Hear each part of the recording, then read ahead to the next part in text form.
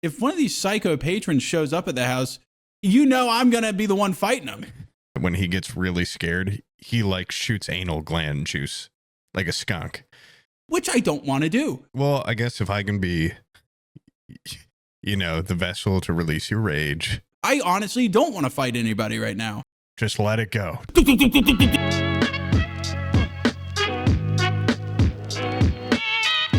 Hey, what's up, guys? Welcome to another Forehead Fables podcast. It has been quite some time since our last one. We do have a good excuse, though. No, we don't. There is no excuse. I was kind of... Please forgive me. Please forgive me. I was trying to give you like an out. Yeah. You didn't. There were definitely some tearful phone calls that were had. It's not tearful. I handled it like a champ. Had a biblical flood happen in my basement, and I felt like the third monkey on the ramp to Noah's Ark. Brother, it's still raining. There's still water coming into my house.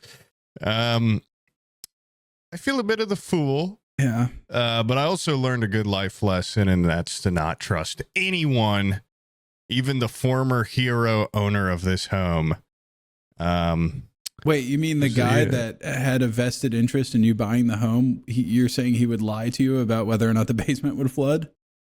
I'm not saying it, allegedly.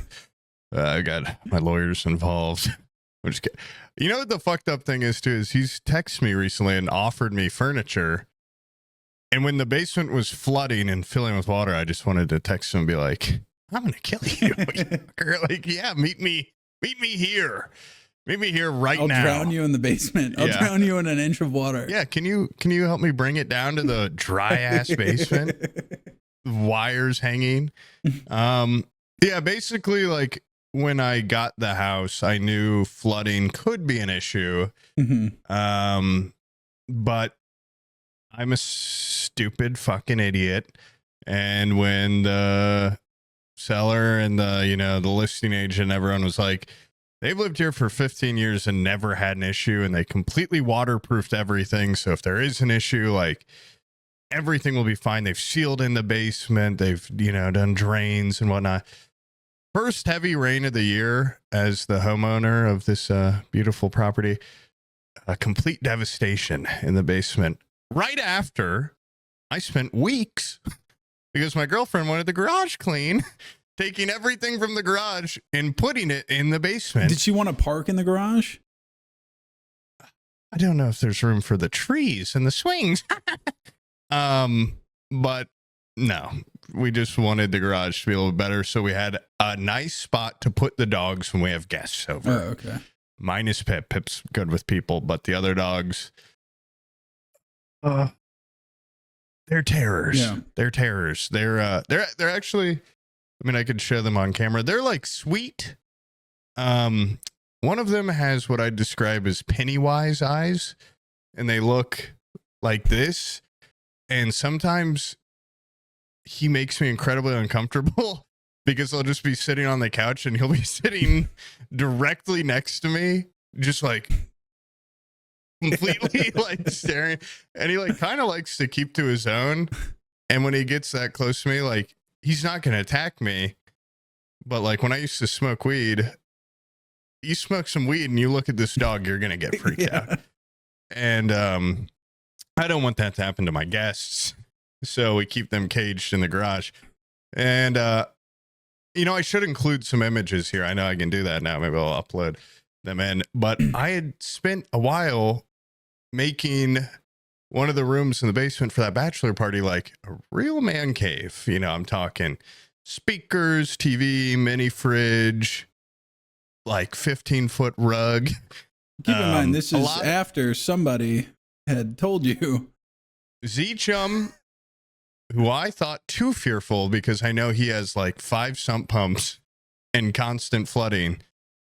He told me, don't put anything in that basement. And I said, it's not that big of a house. Like, I got to put stuff in the basement. And when I called him during the flood, he took a good 20 seconds of I told you so's before offering aid. Also, the idiot, asshole, honestly, pretty nice guy, but the asshole idiot that owned the house before me, he has his sump pump. Don't get up in arms. Where's your sump pump? The basement's not graded in a way where anything flows into it. It's uphill. The drain is higher than the rest of the basement. Yeah. Famously, where drains go is way higher than the rest. And he left what I thought was an epic boon when he moved out. He left about 50 boxes of thin brick, which is like brick veneer. It's made of brick, but they're like little thin slabs. You put them around a fucking fireplace or whatever. He left like 50 boxes. And I looked up, they're like $80 a box. So I was like, I can recoup, I can get a couple $1,000s if I can sell these off over time. Maybe I sell them for like $50. I gave some to my friends. When the flood happened, it got high enough that all 3 layers high of boxes were completely drenched in cardboard. I just spent like a day just fucking pulling brick. It's 2,500 pieces of thin brick total that I had to put on shelves down there. I've just got loose brick everywhere in the basement. I can't sell that, my loose brick. And this is just on me too. This is a learning thing. Everything I had down there was in a cardboard box, basically. And so I had to get all the fucking cardboard out before it molded.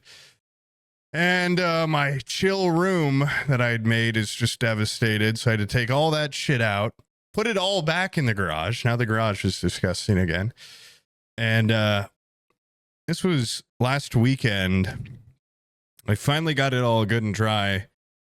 And today it is raining again and there's already water back there. And I think I know the culprit. Because really, when you got these kinds of issues, it's about getting the water away from the house. His gutters are all fucked up, and the ones that go underground are completely destroyed with roots and clogged, and for some reason filled with light bulbs, which I'm not quite sure. I think they just came off the roof from Christmas, but they're not like little tiny Christmas lights. You just get these fucking 3-inch Christmas lights. Oh, the long ones? Yeah. And the back porch has like an overhang and it's just pooling underneath that. So yeah, I think I guess I'm going to get like a trencher. Oh man. And like probably put in a French drain or something. I've been told that would be a good idea.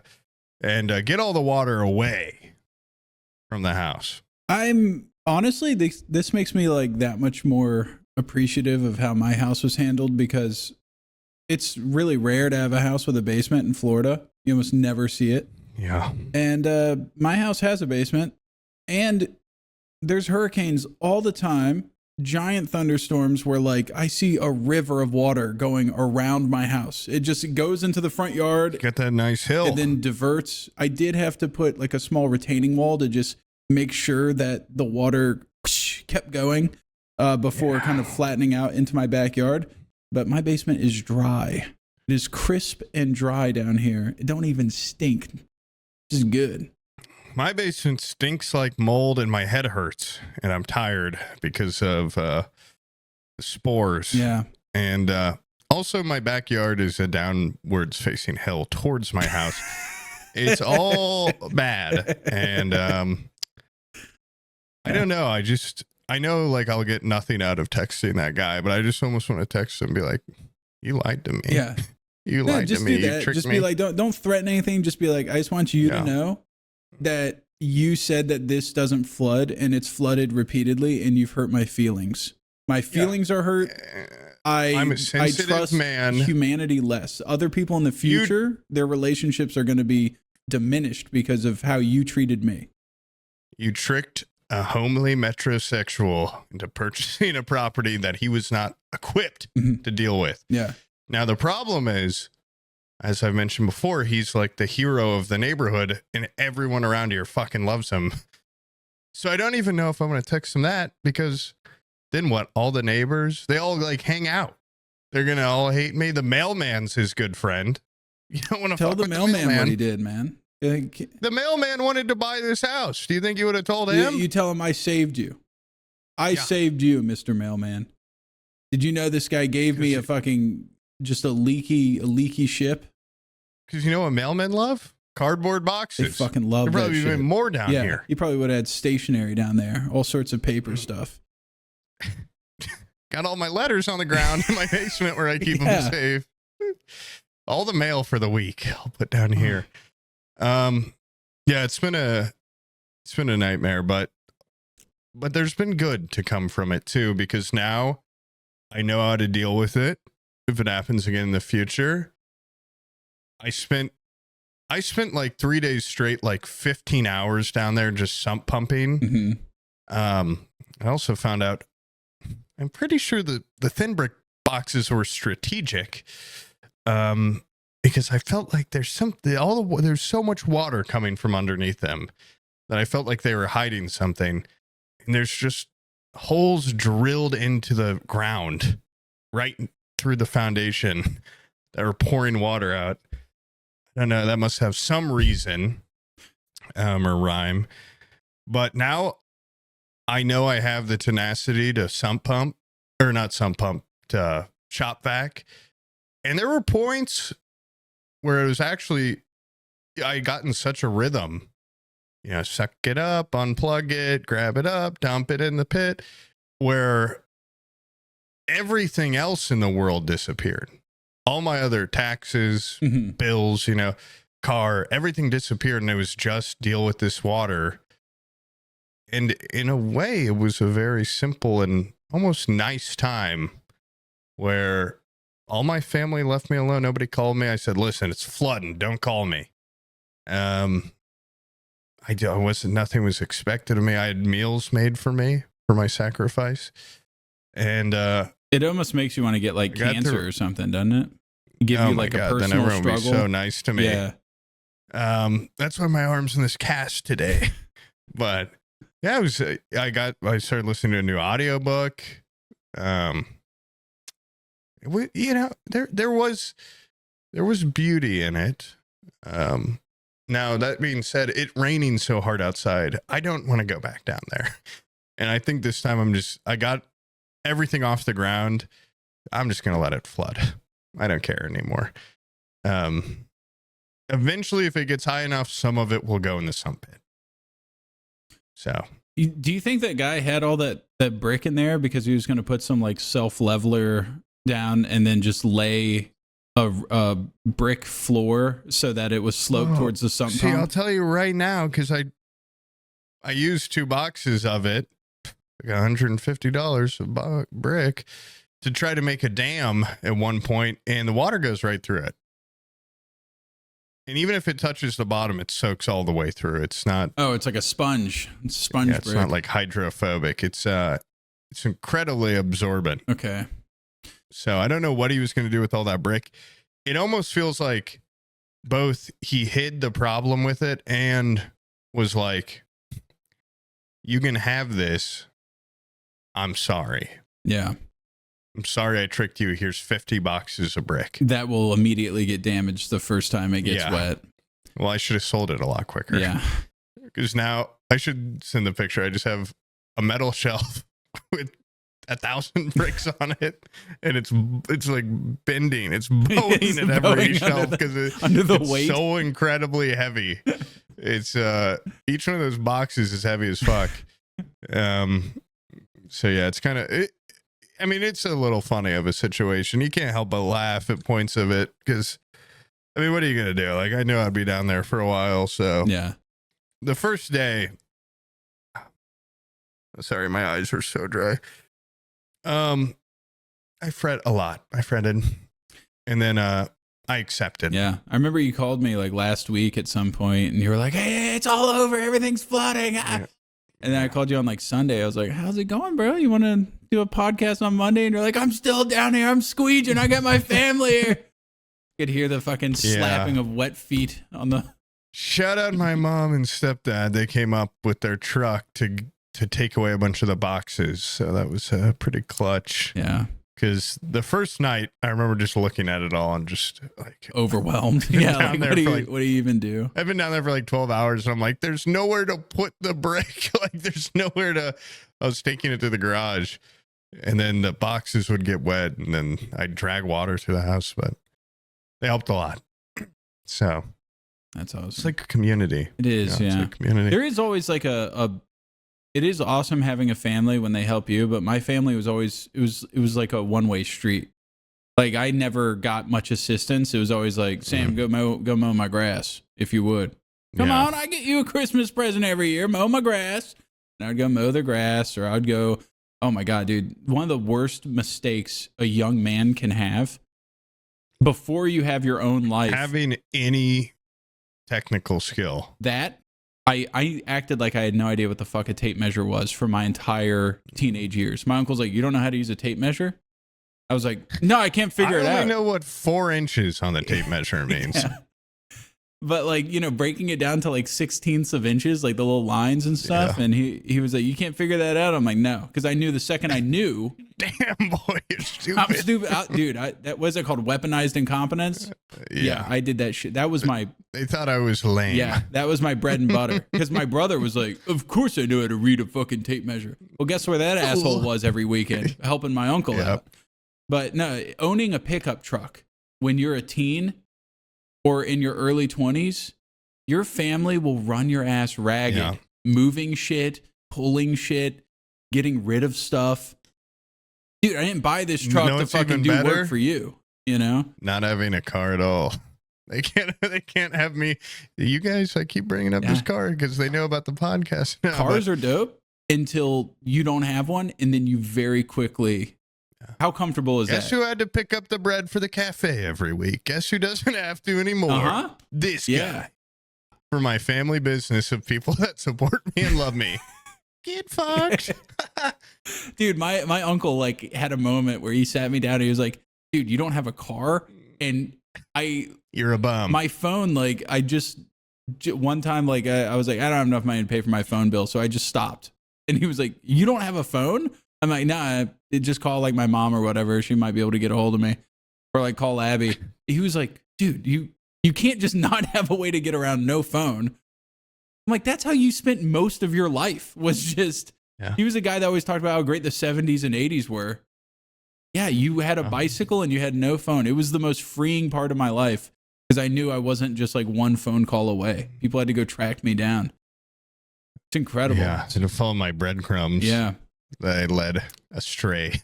Yeah. I got accused a lot as a child of using weaponized incontinence. That's what I call it. Where I would just be in the bathroom a lot at key moments, having to poop. Oh, yeah. Dude, I'd love to help you out with this. I just got to go take a shit real quick. Well, dude, like... You spend 40 minutes in there. I am really appreciative that they came up and helped me this time. But, like, I was so sick of it as a kid because of the the family business and the cottages, that like I was constantly just doing shit. So I try to sneak away, you know, after like sports and then homework. It's like, I want to play some Xbox. And they'd always talk about their, like, it was the greatest crime in the world. They'd be like, sometimes when we needed you, we'd turn around, you'd be in your room. Like, yeah, I loved my room. I wanted to play Xbox. And, you know, sometimes you're in the toilet. It's like, well, sometimes I do have to poop. Yeah. And but I do, after they came in clutch with that, I'm going to be a better son. No more strategic poops in times of need. There was an era when my brother moved in with my grandparents, and in exchange for free room and board, he was to do chores around the house, and they had a laundry list, dude. They're like, we need this cleaned out, we need vines removed from the trees, we need new flower beds built, they had a bunch of crap. And my grandfather had nothing to do all day except for to just lord over him and make sure he was doing it. My brother would go into the bathroom to poop and be in there for like an hour and a half. Like he would just like hide in the bathroom on his phone. It's where you got to go sometimes. Yeah. And because they can only be so mad at you if you're like, it's not coming. Well, they ended up slipping laxatives into his food because they were like, he has to be constipated. That's why he's in there. So they started like doping his medicine, like they put laxatives in his food to clear him out. And he finally had to like come clean with him. He was like, dude, I'm not actually pooping. I'm just on the phone in there. And I mean, I'm jerking off. yeah, I'm probably fucking jerking off too.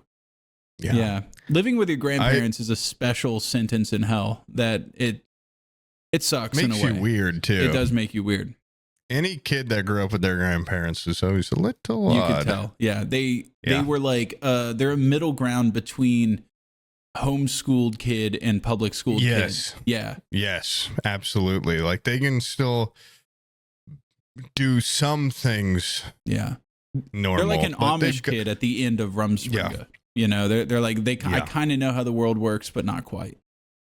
Yeah. Yeah. And they're like, just fucking weirdos, dude. Like, what? Your parents aren't around? Yeah.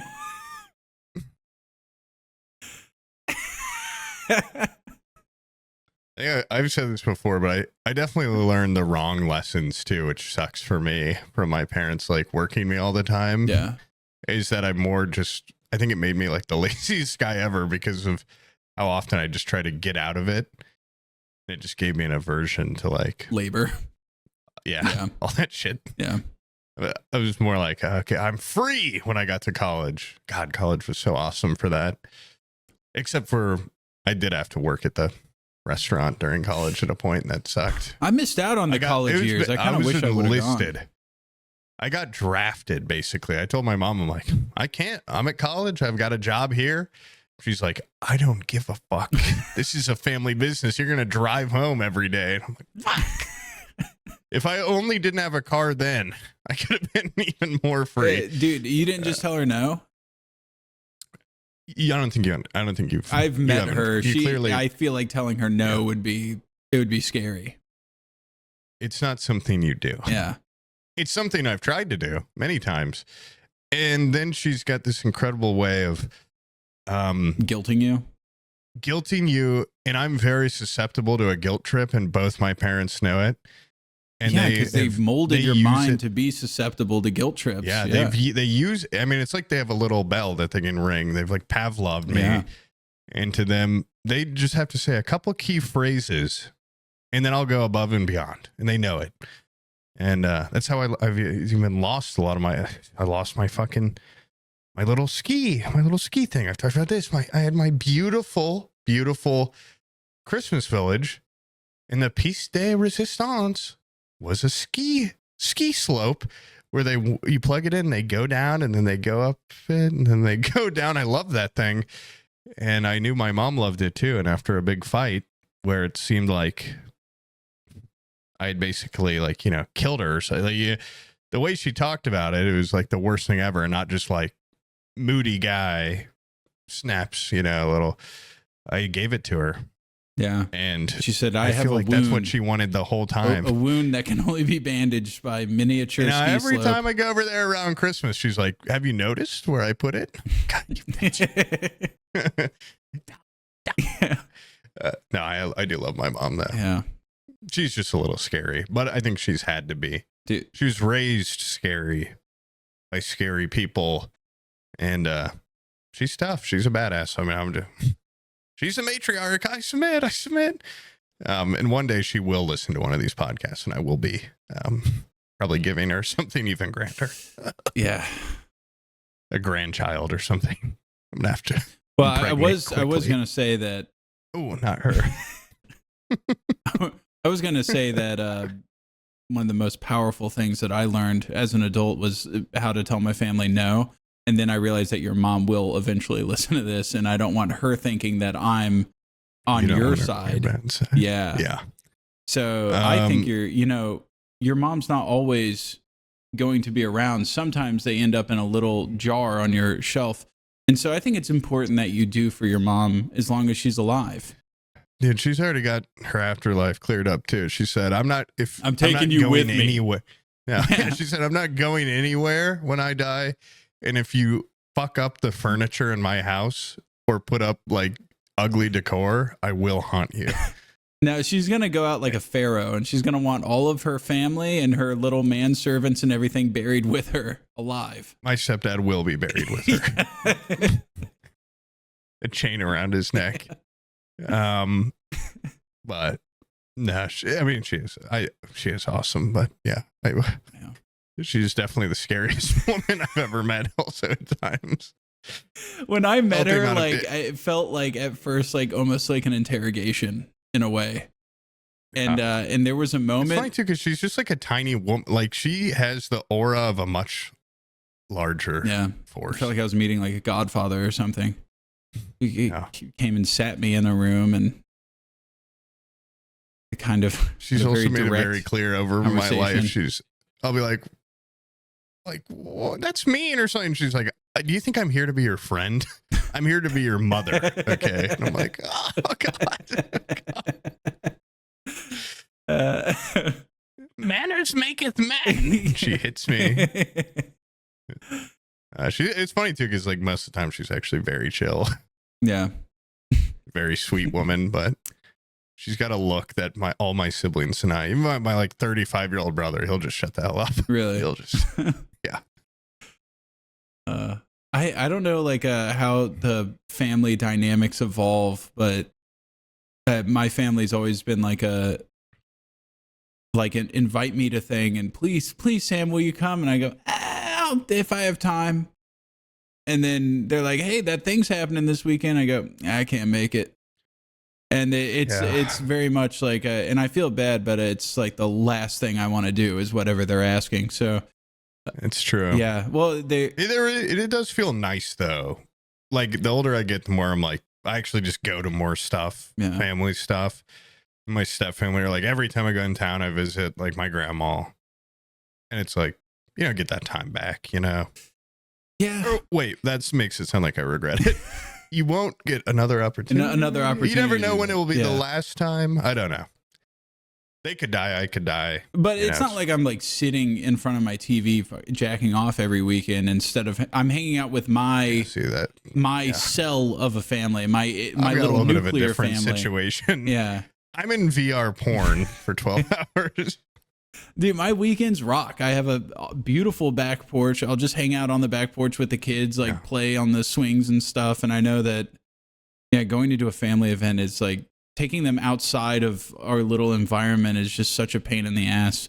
They're constantly just running around, and I don't actually get to like spend any time socializing with anybody or having any sort of meaningful connection. So, I mean, I don't have a ton of family left that's not on like the family grudge log. So it's not as bad as when I was a kid. It's like we all got along, so you'd go visit everyone. No, you were too stupid to realize that there was beef, but everybody just hung out anyways. Like I remember, like as a kid, I was like, I love the whole family; they're great. And then as I got older, I was like, some of these people are like sex pests and stuff, and like people just sweep it under the rug and just invite them anyways. That's not how my mom's family works. That's how my step family works. Obviously, with the touchler and things. Mm-hmm. My mom's family is like, they do more like shunning / banishment, where there's people from my childhood where I'm like, what happened to that aunt? They're like, she doesn't matter anymore. She's gone. It's like a community of Quakers. Yeah. Yeah. They've been exiled.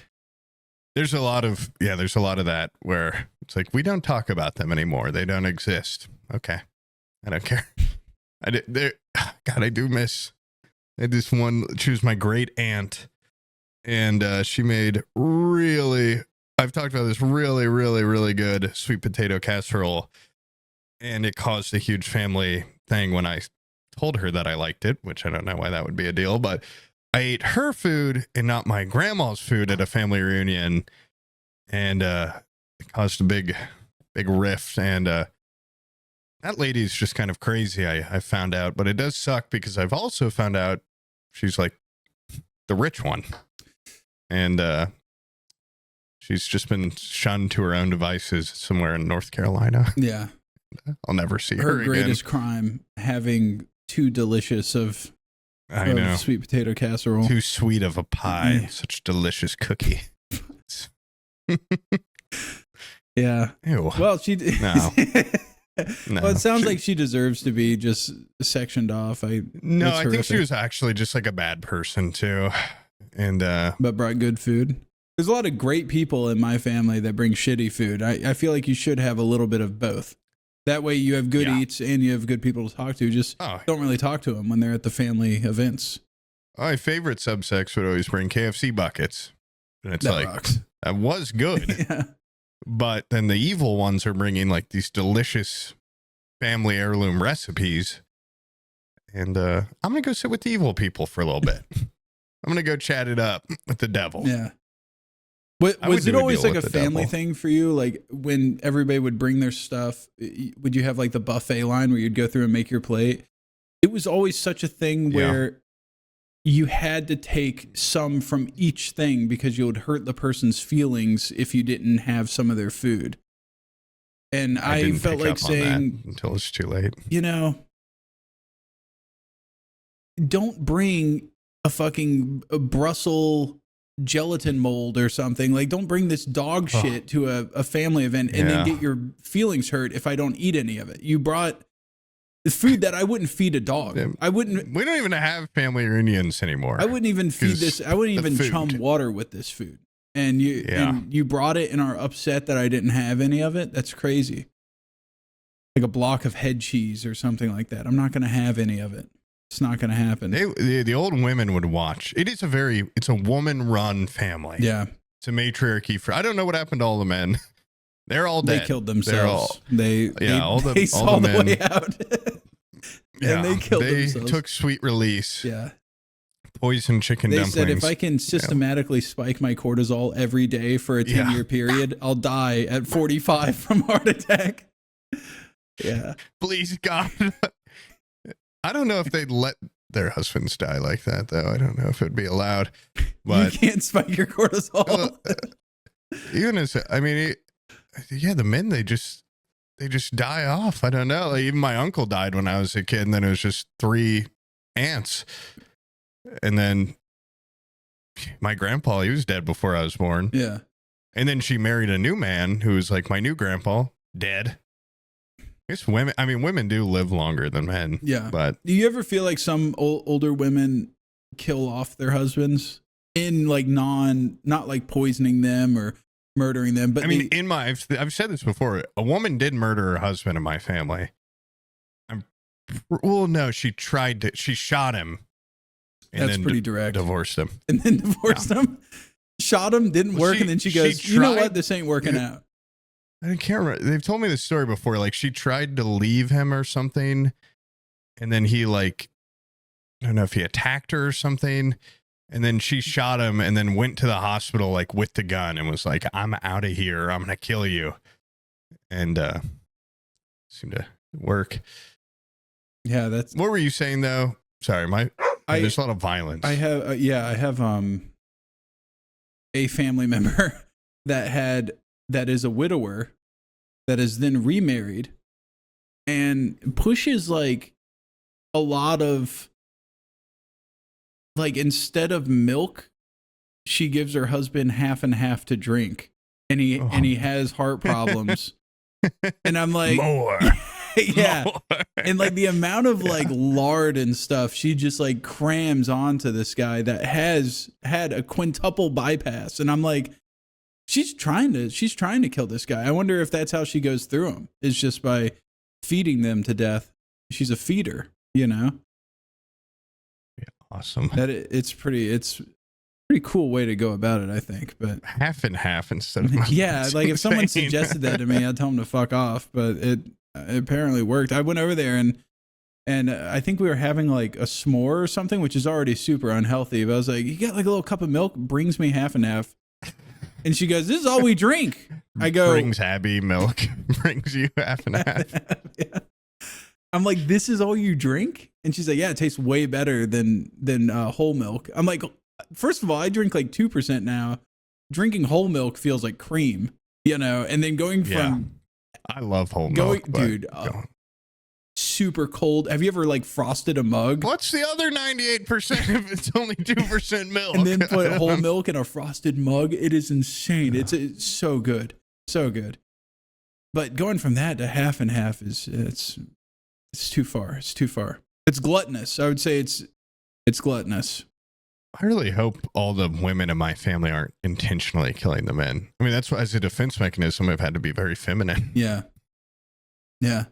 show up in a dressed family reunion and they'd be like, you may have milk. Yeah. Pass that boy the skim. He's one of us. Another 10 years to your health. Yeah. They are kind of like old witches too, a bunch of old hags. I love them though. I love them. Most of them are pretty awesome. I love my aunts. They're cool.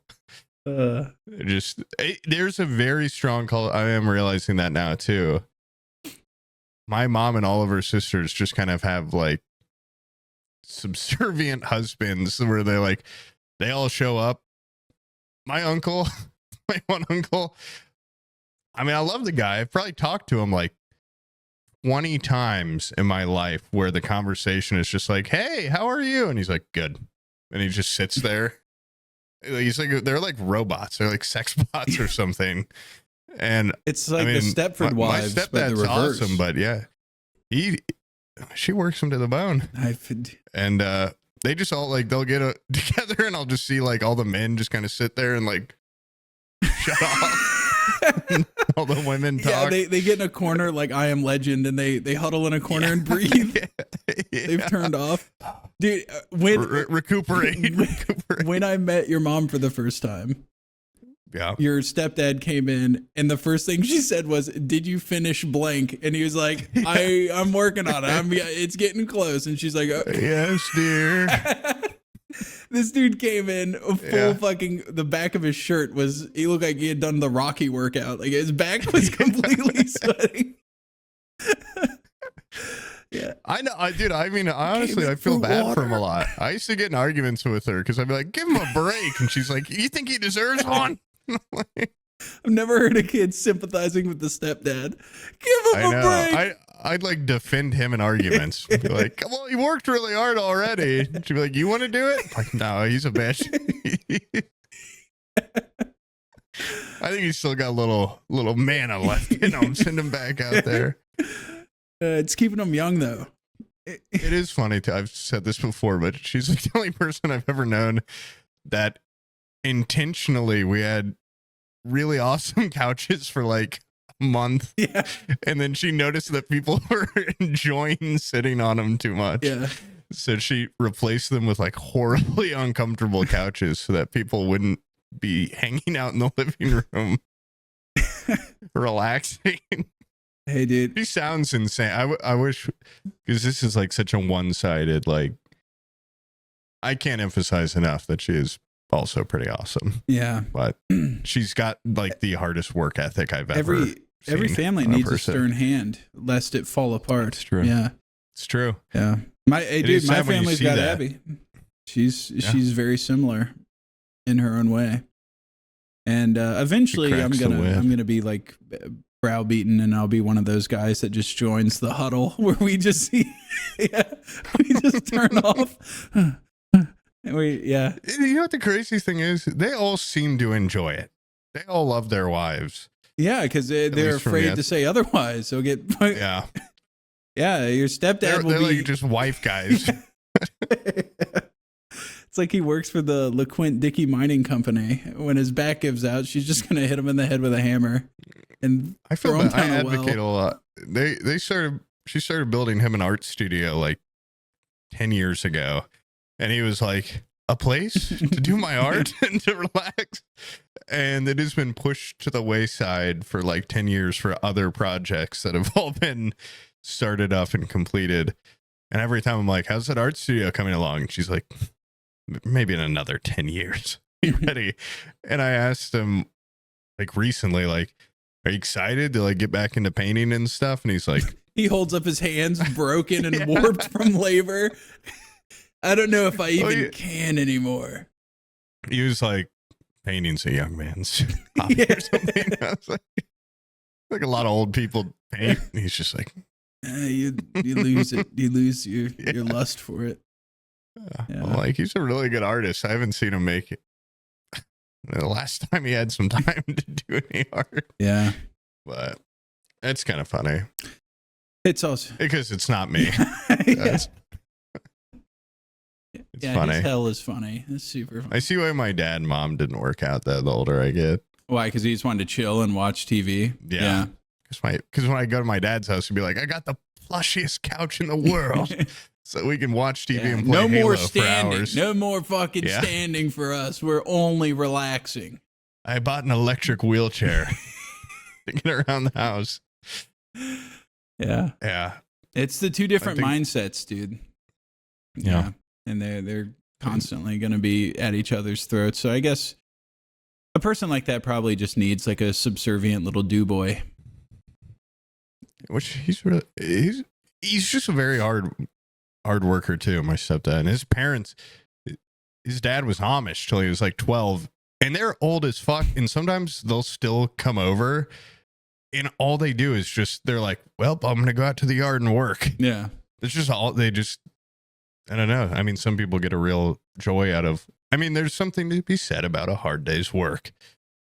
The way your body feels when it's over. I've been told it can be quite incredible. I read it in a book recently. Yeah. I feel like after a big day of manual labor, I crave beer. And so in order to not follow in my mom's footsteps, I do everything in my power to avoid. There's something so awesome about drinking a beer when you get home from work. Yeah. I mean, like working out in the yard or something, or doing, I'm working at my old place right now, trying to fix it up and do a 4-hour stream. Yeah. I'm going to need a 12-pack. Move from here to 12 feet that way. Yeah. I think I've earned it. Beer time. Yeah. No, it's not nearly as satisfying these days. It's like when I'd leave to go work somewhere and then come home. Yeah. Then go to your fridge and get a beer. Yeah. But yeah. Oh, dude. You shouldn't follow in your mom's footsteps. This is I don't know if like Stalt, if you can verify this, but guys, I think I'm gonna get fixed. Right? I'm in the process of going to a psychiatrist. Oh, I thought you meant vasectomy. No, not a vasectomy. Abby wants me to get one of those. I definitely should. I should. I don't want any more kids. But I've been going to a psychiatrist so I'm getting diagnosed. The guy's like, you're like 99% chance you have like severe ADD. And I had no idea. Because Abby she's always been diagnosed as, actually, I think ADD is an antiquated term, ADHD. She's always been diagnosed ADHD. And then I was like, well, I'm so different from her. We're like polar opposites. Surely I'm not. Like, there's no way I'm ADHD. Apparently, it's not as one-sided as that. And I have... Well, if you went to a carpenter, he'd probably give you wood or something, Yeah, these pill pushers are trying to get you. Well, that's what I'm about to... Dude, about an hour into this podcast, I always have this moment where you can probably see my little waveform like stop talking. Yeah. And it's like I get so like disengaged, and it feels like someone's pulled on the back of my eyeballs and just like unfocused them. And I kind of get into like 1,000-yard stare. What's that called? The D something? I forget, like defocusing or whatever. Internalizing. I just go escape into the back of my head. Dissociating. Yeah. A big dissociating problem. And your boy's about to be on something. Your boy's about to be on some pills. Explains our phone calls, right? I'm just like, you still there? Yeah. Okay, so anyway. Yeah. I'm gonna be on something. I'm gonna be on some crazy shit. I hope they try a bunch of different stuff on you, and each one you have a crazy different reaction. For like 10 podcasts, you're a different person each time. Each time, yeah.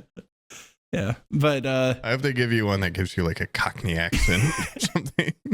I thought there's no way I have ADHD because I'm able to focus so well. And Abby's like, you focus on one thing. You'll sit here and not eat lunch at your desk because you're just like so hyper focused on editing something. And that's all you think about. And I'll get like around me. This right here, like my little camera setup looks so clean and crisp. On either side, there would just be like piles of cans and food and plates and shit from where I'm like, I'll take care of that later. And I don't have a good time like separating or like blocking off my day to do other things. But once I get this diagnosis, God I'm going to be like Superman. And I'm going to Florida with my family soon. And I'm going to come by your house and get a duffel bag full of pills. And I'm going to eat them. Yeah. Well, and Munch 'em, munch 'em, munch 'em. a lot of people are like, why wouldn't you just go to your doctor and see if he'll start you on some? Well, because I asked him so many questions about other drugs. He's labeled me on my chart as drug-seeking behavior. So he won't. Yeah. He's like, you have to get a professional That's really diagnosis. fair. You were looking for something to get. You were trying everything recently. I was like, can you give me Quaaludes? And he's like, they don't even make those anymore. So he won't. He told me straight up. He's like, I like you as a patient, but I'm not giving you anything unless you go to someone else, get a diagnosis, then you come back to me. That way, if I give it to you, it's not on my neck for giving you medication. So, but this is legit. This isn't drug seeking behavior. Well, I'm seeking it to help me, but I think it's a legitimate cause. I think it's a legitimate thing. Well, I hope it fixes you. Maybe if it works, if it fixes my brain, I can go back and finish high school. What do you think? Nah. I feel like high school would be so fucking easy, right? Like now, if you went right. Well, I guess you think that, and then they'd be like, "What's this one math equation everyone knows?" I mean, you have no idea. Yeah, yeah. Dude, like once that math is that's my weakest subject, hands down. Yeah. Math. I wasn't able to solve things by counting these. It was over. Algebra. No way. Wow. Yeah. So right after 8. Yeah, basically. Stopped. But the difference is, I didn't even get to all the fingers. hey, dude, is the joke there's there. some people that they're good at math and then they can't do like critical reading. You know? Yeah. And I can't do math. I can do critical reading, but they Krellboins. make fucking calculators. What the hell do you really use math for a whole lot in real life? They say for a lot. Yeah. I've yet to find but like anytime that I need too many it, cases. every time I need it, I always double check with a calculator. Yeah. You know? But those people out there that are good with numbers, there's no calculator for a book. Okay. Yeah. There's no Grok. Yeah. Grok summarize this book for me. It doesn't hit the same. I feel like that's a bigger disability to be like one of those super autistic kids that just know numbers good. I wish I was good at math. Yeah, I was not. You do? I mean, I was like okay, but not really. It's I'm so bad at it, but I never understood it. Like I could memorize certain parts, like the shit I need to do, but they'd be like, and now why? I'm like, I never really saw idea. a whole lot of value in it. Like I see the value in it, but there's so many. Well, it's just boring. Yeah, it is boring too when you're a kid, and it's like, oh, you can learn history, and they're like, here's people in knight's armor, or here's like here's math. Yeah, it's like, what do you think I'm gonna be into? Of course, of course. Even like chemistry or something's cooler because it's like this is all from the earth. That was the only thing that got me upset. Was I hated math. I understood the application of it, but once again, there's all sorts of tools that make it so you don't have to know math in order to still get the answer. Once again, you're a high school dropout. So. Yeah. But science, really cool. A lot of cool science shit, but science is so like intertwined with math. They're like very sister together. Yeah, because like math is a lot of it's also from like the world and shit, stupid fucking stuff. I don't even understand. And so in order to be good at science, you have to be good at math. It sucks. If an apple fell on my head while I was reading under a tree, I'd go free lunch. I'd chop that tree down and burn it. I'd burn it to its fucking roots. A witch must have cursed this apple. Yeah. E equals MC squared. Nuh-uh. My big fat ass thought pie was a food. Yeah, I would. Yeah, I was never cut. I mean, that's why when I was a kid, I wanted to be an architect. And then one time somebody's like, that requires a lot of math. I'm like, oh, okay. I'm out. Yeah. I think a lot of people that view architecture as like a cool pursuit, they think they're going to be doing some like Frank Lloyd Wright shit. Yeah. I know an architect and he's just like, I just designed giant commercial like freight distribution buildings. Yeah. And he's like, I have to design 140,000 square foot warehouse that has a bunch of loading docks and it's the most boring thing in the world. He showed me what he was working on. It was just a square, with a bunch of loading bays on each side. And I'm like, that's so sad. That's sad. Yeah. I just like their big tables and big papers with blueprints and stuff. Yeah. That is cool. And big drafting table. My like mom kind of designed her house, but it was from completely just like the construction workers fucked it all up. I remember at one point the house almost fell apart. They had to have, after it was built, they were like, there's just not nearly enough support in this home. And they had to put like a massive metal support beam in it after the fact. But yeah, I thought you could just do that. I thought you could just be like, in like a big window there. Yeah. Okay. Big double door here. Airlock. Like if I could rust build. Rust build. Yeah. Shop front That's here. like, it's a very much like a mom that watches HGTV viewing of how to build a house. I watched a lot of HGTV. I love how they always go like, yeah, I'm thinking like, open this place up. Really take down that wall, open this place up. And then like next scene, it's always like one guy just like painting where that wall used to be, like touching it up. They cut out all like the 20 Mexican guys that came in there and cut down the wall and put the beam up and everything that went into that. Yeah, it seems simple before you understand it at all. Yeah. Kind of like everything. Yeah. And you know what's funny is my mom, we had additions done to the house growing up. And my mom still had that viewpoint of like, oh, it's just so easy. Because she would leave for work and tell my grandfather what she wanted. And then he was retired, so he had nothing going on. And so he like, dude, the amount of times I would get off the bus and I would come home and I'd be like, I'm going to go play Call of Duty 2 on Xbox Live. Whoa! And then I would run home, and as I would come up to the driveway, I'd see his car in the driveway. I'd be like, no. And then there would just be a big fucking pile of dirt with 2 shovels sticking out of the top of it. And he'd be like, hey, you need to start loading this dirt in here because we're backfilling a foundation. We're building onto your house. I'm like, dude, just fucking kill me. Just hit me with the shovel. Like, this is worse. This is worse than anything you like getting that dumped on you with no 24-hour advance, nothing. He didn't tell me I was going to be doing that after school. That was like the biggest crime I think I'd ever experienced as a kid, was just waking up. Oh, dude, sometimes I would wake up and my mom would make me eggs and toast and bacon and a big old like big cup of milk. And as I was eating it, I'd be like I felt like a prisoner getting his last meal. I was like, what's happening? Oh fuck, what am I doing? She'd be like, we're going over to your uncle's house. We're gonna have to do this. It's Saturday, dude. I just wanted to chill.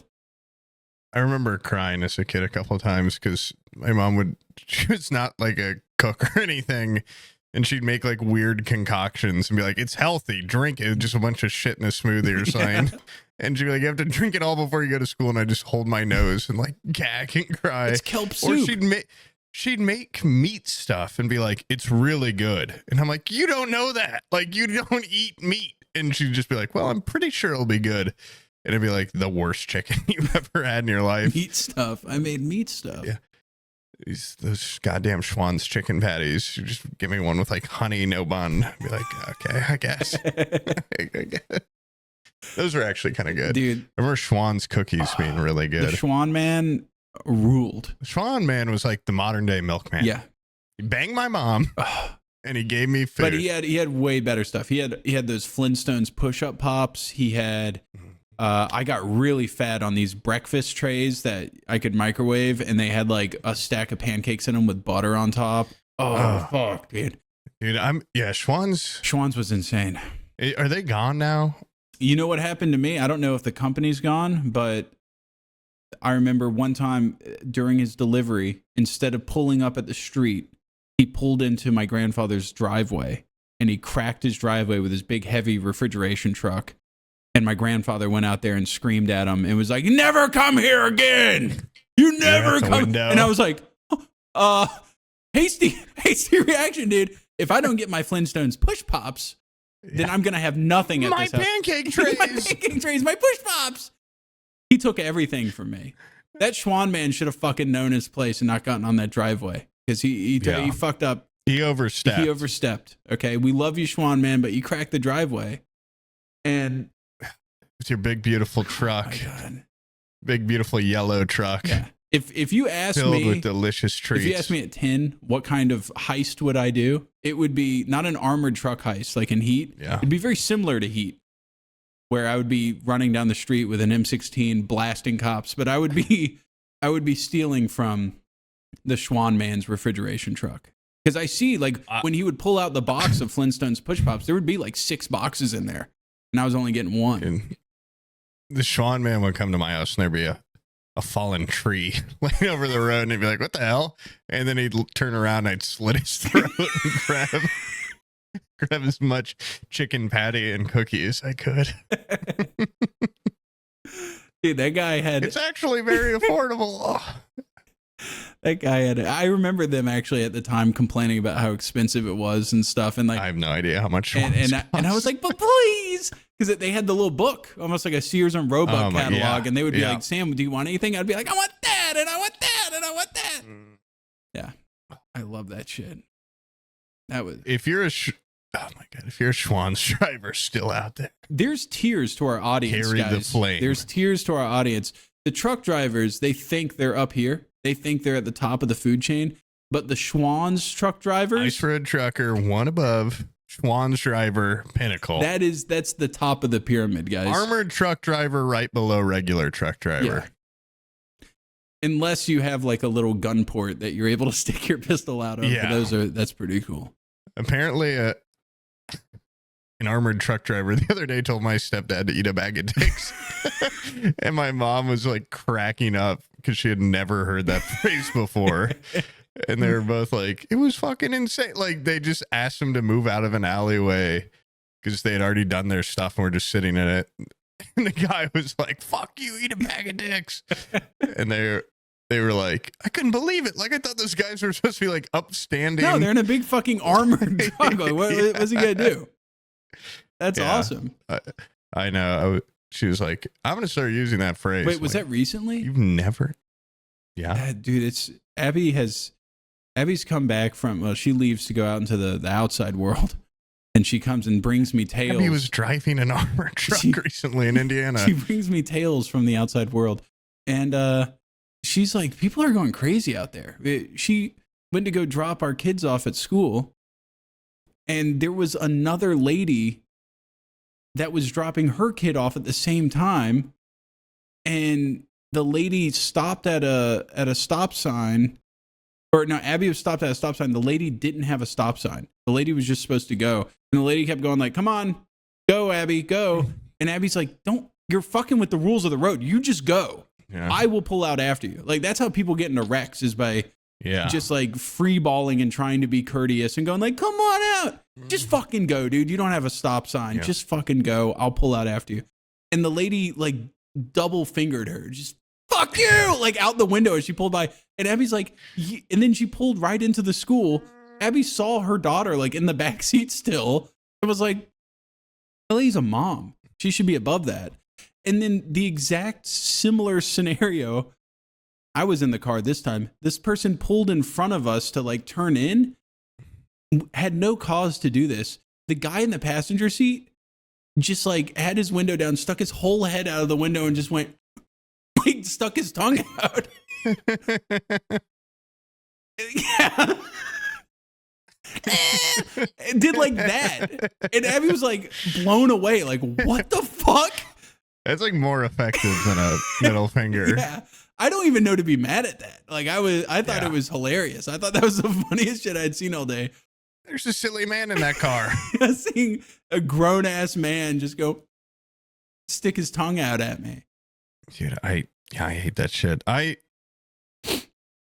never enact in any sort of thing that could be perceived as me being road ragey or like, well, you know, to myself, I'll be like, "You fucking idiot, you fool." Yeah. But I never honk. Well, also because I had to take, my horn doesn't work on my car. But I was told before I moved to Indianapolis by, I don't know, like some criminal prosecutor or something. It was like the dad of a girl I was talking to. He was like, "When you move up there, just let it go. Don't honk if people don't do anything." He's like, "You have no idea how many road rage cases I see of like something as simple as honking at somebody, it turns into like them getting shot. Yeah.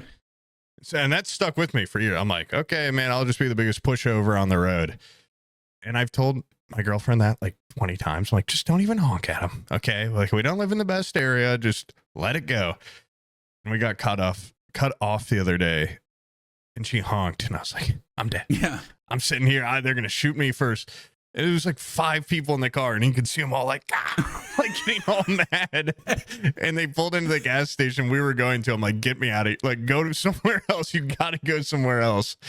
And she was like, wow, they did get like very angry. I'm like, give me like a car. You don't honk at somebody. Like, what are you doing?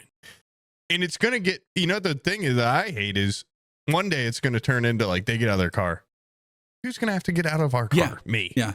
And then I'm going to get killed. Women You couldn't help yourself from honking. They have a remarkable ability to realize that like the shit that they do, we have to fucking deal with the fallout of it. If one of these psycho patrons shows up at the house, I'm going to be the one fighting them. I'm your biggest fan. Yeah. And just like, why would you even, why would you?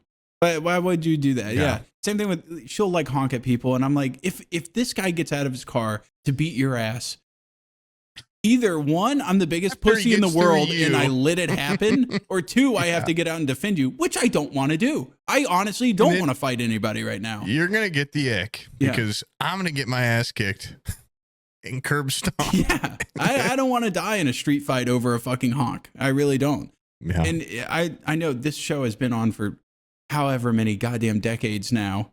And I remember very early in the show, I had so many stories of like, I used to intentionally piss people off in traffic because I thought it was so funny.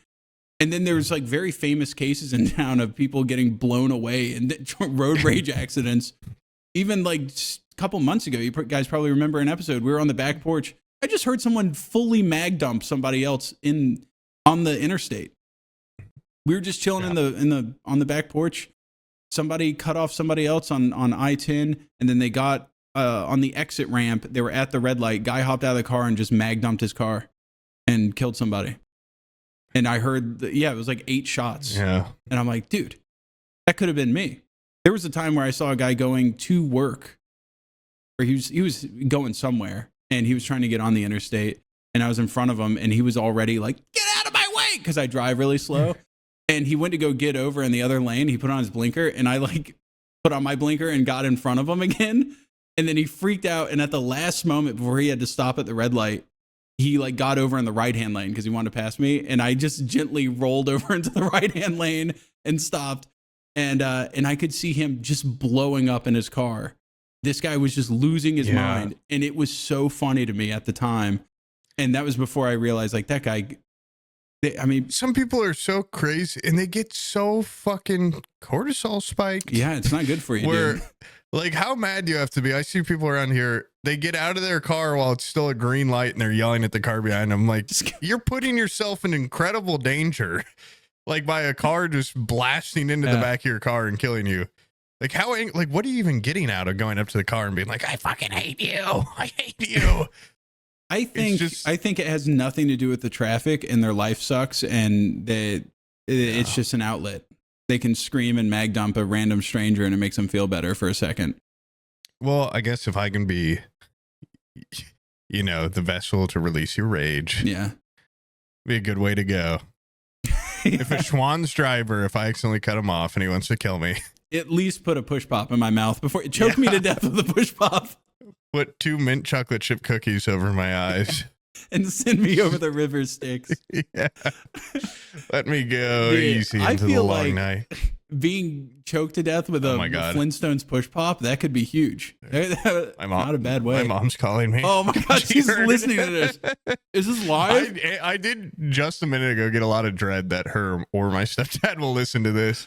Yeah, go answer that. I'm going to go get a new Diet Dr. Okay. Oh, I gotta go. She's mad. No, it's. Oh, damn it! I left my phone in there. That's fine. My brother and his kind of serious girlfriend, I think, just broke up. So, oh, that sucks. It's just a call to arms to check in on him and stuff. Now he's back in the cabin, my mom's property that divorced dads go to their child. Yeah. My dad and I lived there once. My brother and his kid lived there once. Now he's living there again. My friend and her dad lived there after he broke up with his wife. It's like a 200 square foot cabin where people go to just go, oh, fuck. To be under your mom's thumb. It's where she puts unruly men. Yeah, it's far away from the house. Yeah, it's where they go after they've been set free. Yeah. No, yeah, it is sad though. Yeah. It's always sad when there's like kids involved and stuff. They don't have a kid together. Yeah. But their kids were friends with each other. And apparently now her oldest is being mean to my little sister at school. Oh, yeah. I'll fucking kill her. Yeah. I'll kill a kid. That's not nice. With that writing. But yeah, so I'm not in trouble though. Oh, okay. That's good. That's good. No, she can't get me in trouble anymore. I'm an adult. I'm a big boy. She said so. I actually am probably like the only one in the family that I know I said I can't say no to her, but I have over the last couple of years. So I know exactly what weapons she has now. Yeah.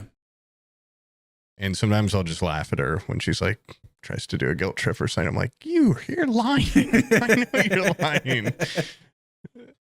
But it's funny. Your but not manipulation tactics won't work on me. Yeah.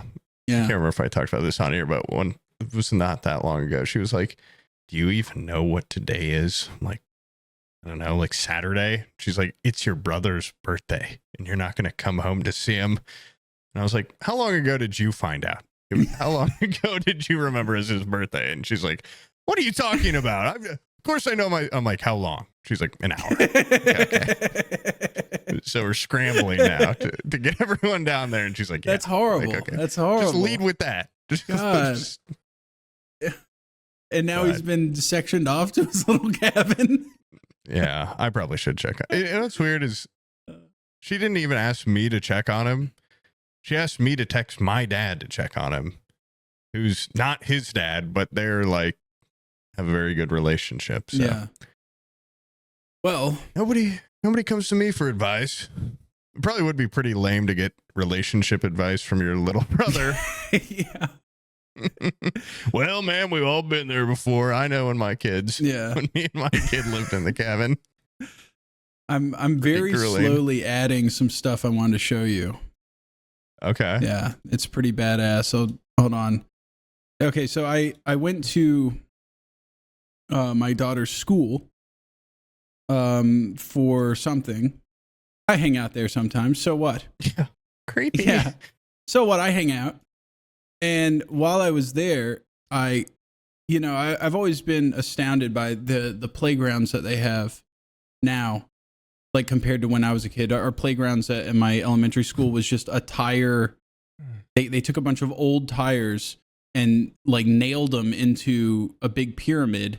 And then they had tires that they had cut and turned them into like a dragon.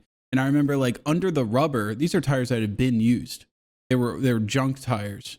And under the rubber was just like lots of wire strands. Yeah. And kids would get fucked up on those tires, man. Yeah. They would get. Dude, yeah, I'll never trust a fucking rubber tire mat again in my life. Oh, is that what that's from? I thought you were like pointing at me. That's why I like paused for a second. I was like, do I have something on my face? I tripped on one of those mats and hit my head on the corner of a metal slide. Jesus Christ.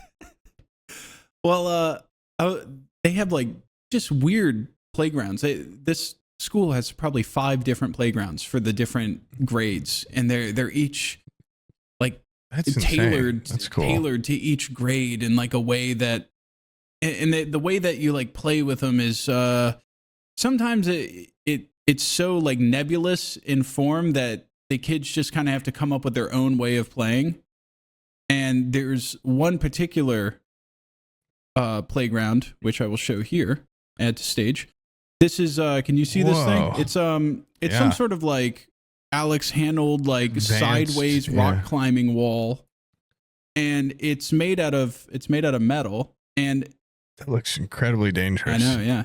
off to the on the back side of it, though, I've noticed it's like a shield wall almost, where the kids can hide behind it, and they take this Do opportunity drugs. not to do drugs, but to do Vape. my favorite method of rebellion, which is graffiti. But these are little kids, so their graffiti is, it's not like "fuck the police," like "a cab" or anything like that. It's funny stuff like this. It just says "stinky" and it says "Sigma." Yeah, so someone got like a Sharpie at some point and just went to town on this thing. There's some real rebels. Yeah, there's some rebels. This one just is a fucking chicken with his butt out, which rocks. And this one's, I like Connor. This one's a little bit more. This one feels like against the system. This kid's raging against the machine. It says, "Timmy, stop playing and do your homework." Whoa. You could tell someone told him that in life. It's like, yeah, that one's kind of crazy. Yeah. There's also cute. Oh. Yeah, there's some ladies doing some art. Hold on a second. I didn't get a chance to get the other ones here. Hold on. What was that? The last one's the kitty. One of the kids figured out how to do stink lines. So they did a lot of poops, and then it says stinky, and then has little stink lines above it. They like saying stinky a lot. Stinky rocks. You think it's one person writing stinky all over it? No, I actually did. It looks like it might be different because this one says, hold on, it's uploading. "Give us triangle pizza." That one's also kind of like a rage against the machine type statement. Yeah. I'm tired of this square shit, And that one's done with a different marker, you can tell. Yeah. Smaller tip. Yeah. And a lot of Among Us. Those are very common. Among Us with butt cheeks and stink lines. The stink lines that's a returning motif among these. But, and once again, another Among Us. Hold on. 1 + 1 = Among Us. It's kind of an awesome little piece of I don't think my playground had a lot. I mean, there's some things scratched in. Yeah. But yeah, our playground sucked. It had one of those. I don't even know what the game is called. It was like a pole with a ball hole on top where it shot out in 4 different directions. It says poop your farts? Poop your pants? Pants. Maybe. That one was done with a pencil. That kid was like, "Whoa, fuck. Where? Fuck you." Oh, look, it's scratched fuck you, out. Jaden. Oh, man. That's actually like the one piece of Jackson, maybe? I don't know. Yeah. Jan? That's crazy. Yeah, that one's a little bit that's harsh. Yeah, that one's harsh. And then the finale is once again more is it gonna upload? Is it not working? No. You know what the bad kids did at my playground? What? There's some of those, like, what are they called? Like arborvitae, with those trees that are like very thick, tall, skinny trees. Mm-hmm. There was like 10 of those against the back wall. And if you just went through them, you were just free. And they didn't have like a fence back there. So some kids would just leave the playground. What? You could kind of like get to the high school and stuff. That's awesome. Yeah. I would never go past this tree. I'm so scared of the repercussions. Yeah. It was nice that we had like a little green spot too. I think they've totally changed it since then. But I remember the biggest stink was right after we graduated from 6th grade. They redid the slide and had a way cooler one. And I would mainly just do swings, like swinging. And there was a bench under a tree and I'd sit there and doodle. And yeah, recess got pretty boring at a point. I mean, it's nice because you're out. Just more for chit-chatting. But I wasn't very good at basketball. And I was a menace on Foursquare. You play Foursquare with me, you're stepping into the lion's den. Foursquare. Is that the thing with the pole and the balls, or that's tetherball? No, it was a pole with like a ball receptacle up top with different offshoots. So it's like you throw the ball and you don't know which way it's going to shoot out. No. Foursquare was, it was usually on like a paved area. They had, just like a square that's been divided into 4 sections. And then each kid stands in a corner and then you like pass the ball to each other for some sort of I forget how it's played. They incorporated the ball receptacle pole for that, but I'm not. Huh. Nobody played it. Yeah, I remember like we had there was like the standard rules, and then we had like dirty trick rules, and like me and my friends were always like, "Are we playing dirty?" And they would go, "Yeah, dirty. We're playing as dirty as it gets." And so we had all these like extra plays and tricks that you could do, and I got pretty good at it. And then randomly, I think like a certain grade hit where it was like, "Don't fucking play that anymore."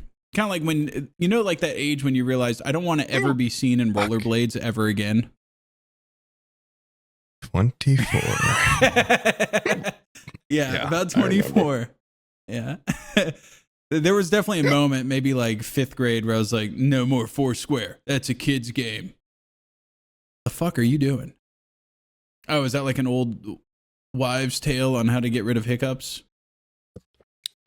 Yeah, it's an effective method. Unless you want to do the, I'll give you $100 if you don't hiccup again, but you'd have to believe it. And I would too. Yeah. I do the fill your lungs up to maximum capacity and to the point where it hurts, and then hold your breath for longer than it would take for you normally to hiccup. And I hope I drink enough water. I do. Hold your nose and drink as much water as possible. It seems to have worked. Yeah, it's a great trick. Do any, like, we were talking about how uneducated we are earlier. I'm not uneducated. I have my PhD. Pretty huge dick. But no, does anybody know what the fuck a hiccup is? Is that like what is it? Is that like a body response? It's a leftover thing from when we breathed underwater. It's my theory. When we had multiple stomachs or something? Like, what is the point of it? I don't know if there's maybe I mean, shit. You want me to Google it? Yeah, Google it, dude. Jamie, pull that shit up. I want to know. Okay. Why we hiccup? Yeah, why do you hiccup? Get AI to answer that. Grok it. Oh. Hiccups are believed to be an evolutionary vestige? Vestigial. Well, it just doesn't have an eel at the end. From ancient amphibian ancestors. I was right. From back when we were in water. That's crazy. But I think that's just like maybe a theory. Yeah. And in cultural folklore, hiccups were believed to be caused by elves. That doesn't seem real. Which one do you think is more probable? That we were salamanders or that elves did this to us? I'm just going to say now I've seen my baby picture and I wasn't a damn fish. Yeah. So riddle me that. Elves. Yeah. Yeah. Elves were God's first children, I believe. And we took their land from them. We conquered it. Well, he made us to. Yeah. Yeah. They grew unruly. They started playing God themselves. Yeah. We were sent. Sent to tame the land. God sent me a flood in my basement that I had to build a little ark for to get around. And I learned some stuff. Have you tried skimboarding down there yet? No, I just working on my ark. I made out of thin brick. I brought 2 dogs, 2 bugs, two dead mice. Made out of incredibly porous, non-floating brick. Down there for 30 minutes. I'm going insane. Yeah. It's the mold. It's the mold crazy. And yeah. So why did he send the flood? You should ask Wendigoon that. Yeah. Was it to punish us or something? I think it was always to punish them. The animals. No, not the animals. The animals were saved. The elves. We in the good book are descendants of Noah. Okay, we're cool guys. Everybody else that got buried underwater, they were all evil. They made Atlantis. They're evil. They were all killed off with the water. So we're the good guys that are left over. Noah's just like us. And so Pip is also the descendant of the dog in there. The 2 dogs that they brought in on the Noah's Ark. There's a famous wood carving of Noah, and then his wife is bringing a little Pomeranian in a purse. That's Pip's descendant. It's pretty awesome. But Ancestor. there's multiple stories, I think, in the Bible where it's like Adam and Eve had to have like banged their kids or something at some point in order to populate the planet. And then Noah, I mean, he just had him and like his wife and kids. Like they would have to be banging. And you need a pretty large population to ensure no inbreeding. Yeah. So I don't know. Maybe we're all just inbred a little bit. Just God's plan. God's plan. I mean, it can't be that bad. Yeah. You know, I've always thought about it. Like humans, there's so many of us and we have a tendency to group up together. It's a lot easier for us to find mates. And then like when springtime comes around, I've been watching these hawks in the backyard. Like they're just banging all the time on this branch. How hard is it for like apex predators? Like imagine something that's just alone, like a tiger. How hard is it for them to go on the prowl, find somebody? Yeah, I do wonder. Yeah, if a tiger gets to a point where they're like, "I don't care, you're my cousin. Yeah. I gotta get mine." Yeah, like non-social animals. Like I'm sure it's so fucking annoying to like. Probably why they're all going extinct because they're so picky. Yeah, so damn picky, and they don't know how to survive in a big fucking parking lot that we made. Her cat tits aren't big enough. I think I'll go another 100 miles. Polar bears, seeing the only other polar bear for like a 50-mile radius. Looks a little mangy. Yeah. She's got pointy elbows. I'm good. I'm good on that shit. Voice a little shrill. I'm noticing. Ooh, coming off as desperate. Yeah, bitch. Yeah. Eating trash out of the ocean. Oh, kind of giving me the ick. I love that. Yeah, but anyways, I went. Do you want to you sound like you were about to start talking about something else. The other day. What? I went to an art museum the other day that you'd really love because they have a full section on mid-century furniture with examples of many famous chairs, and God, they no touching, and some of them just beg to be touched. Yeah. You just dying in that room to touch. Same with, they have some samurai armor, and what are they called, like tatami mats or whatever. Yeah. And they're right there, dude. You can't touch them. I think I've come to terms with a lot of mid-century stuff where I just go like, it's very appealing to me as an aesthetic, but I need to just come to terms with the fact that a lot of that stuff is form over function, and it's dead ass uncomfortable. Horrific to sit on. Horrific. I've gone through a showroom where I've sat on like all the iconic chairs that people talk about, Barcelona chairs, the womb chair, egg chair.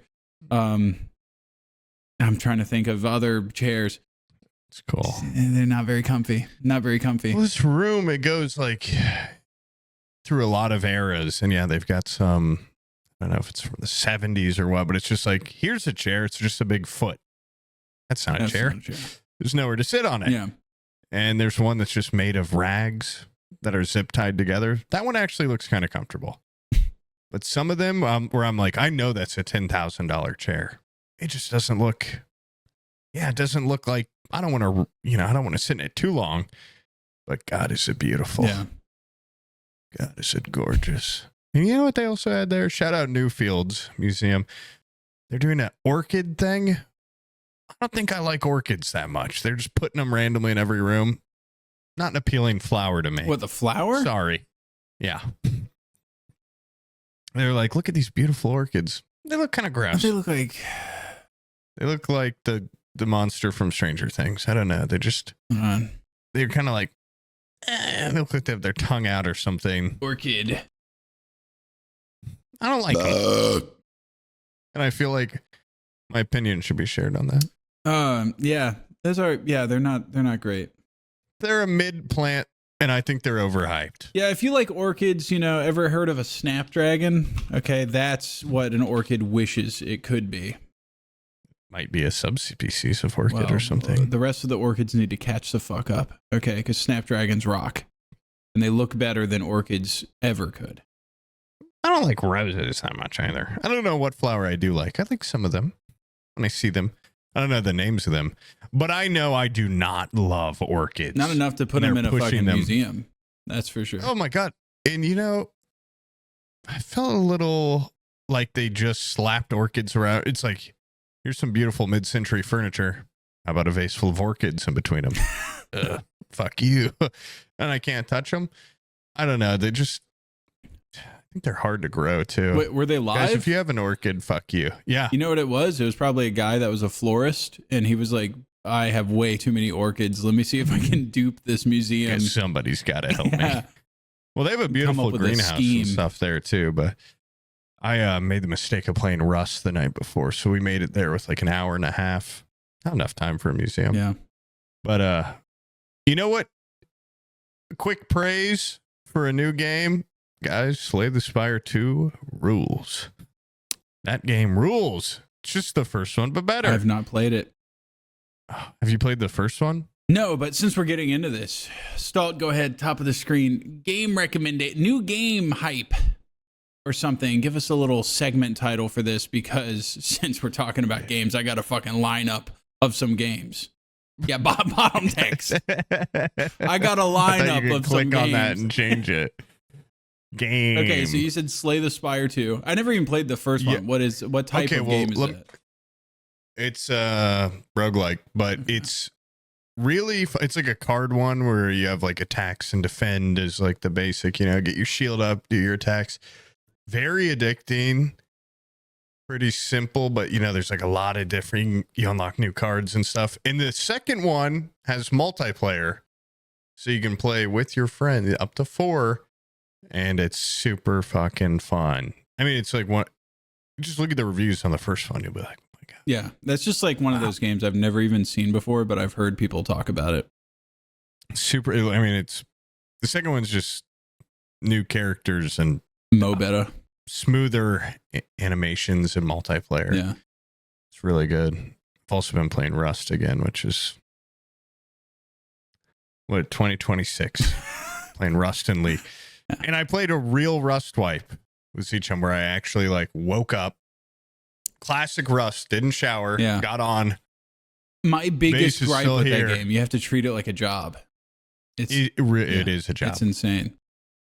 Seachum had a fucking app on his phone where he could open up doors and check if we died. Yeah.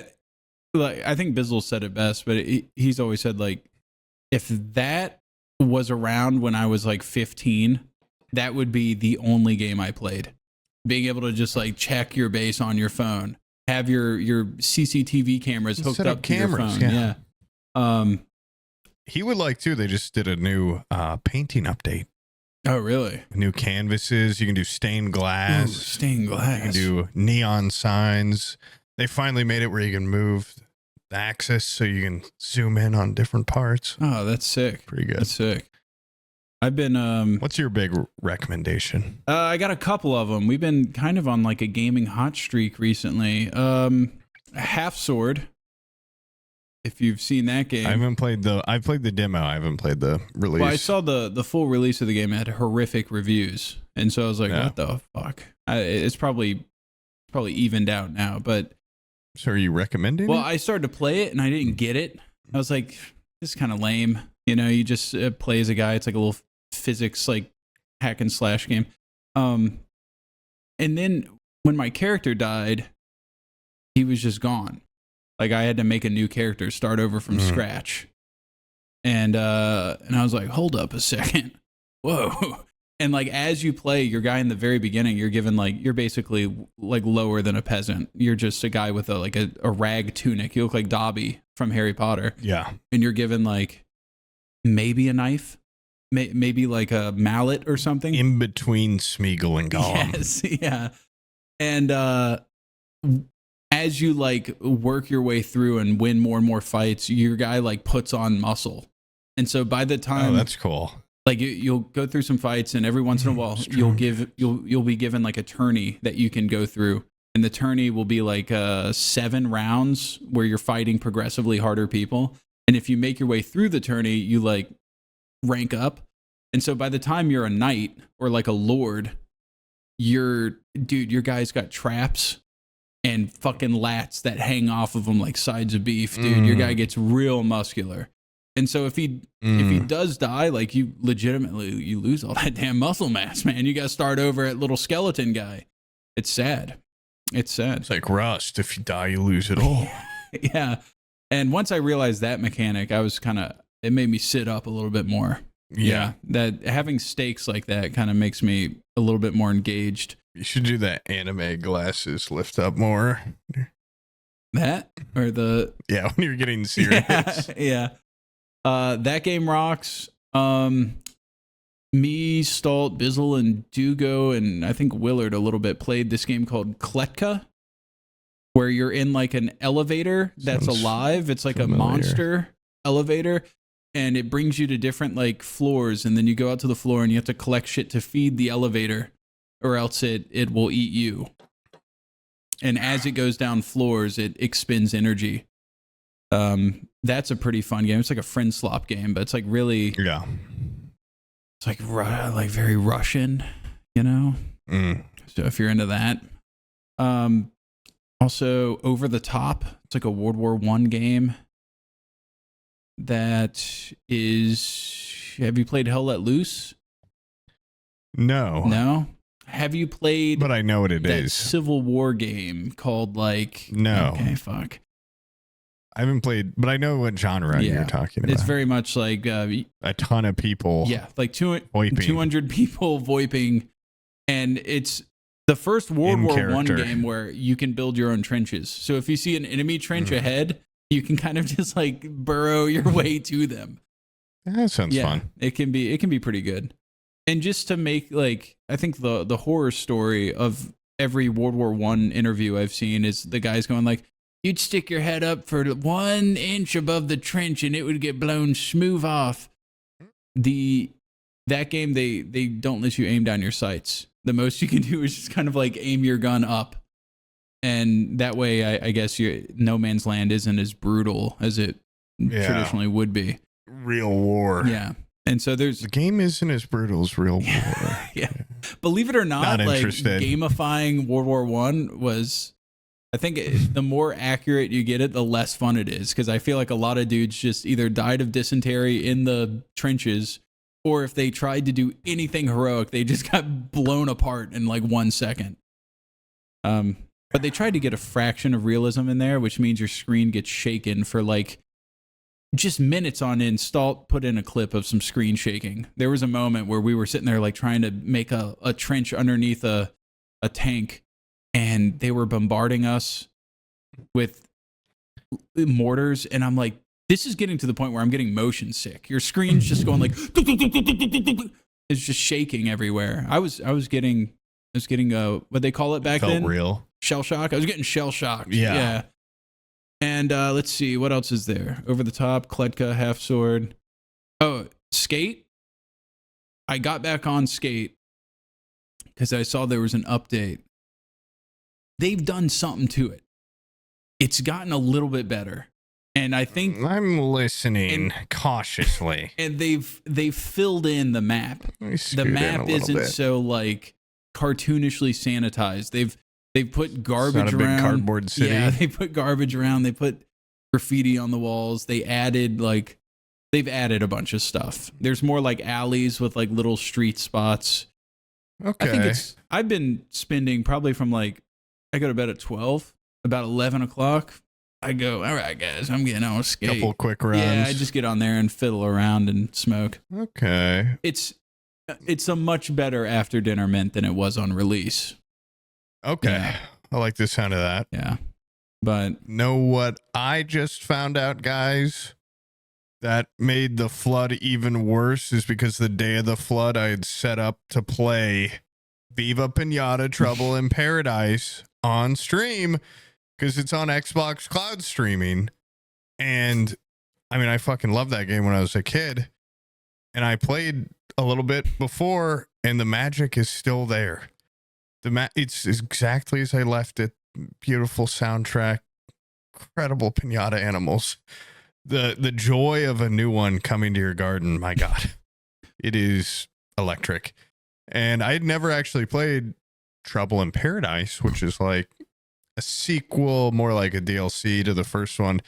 I'd never even seen the sand or snow biomes. So pretty exciting. And I'm going to stream that soon. I might do that today. I don't know. I'm going to have to check how bad the basement flooded. It'll never let me play Viva Pinata when I want. But I don't know if you ever played that when you were a kid. No, I didn't. Those games fucking rule. No. I fucking love Viva Pinata. What kind of game even is it? Kind of like, I know they just made a Pokemon game that's kind of similar. It's like a creature capture cozy. You make a garden, and then it's like you plant a sunflower. Now a bee is near your garden. Then you meet another condition. Now the bee's living in your garden.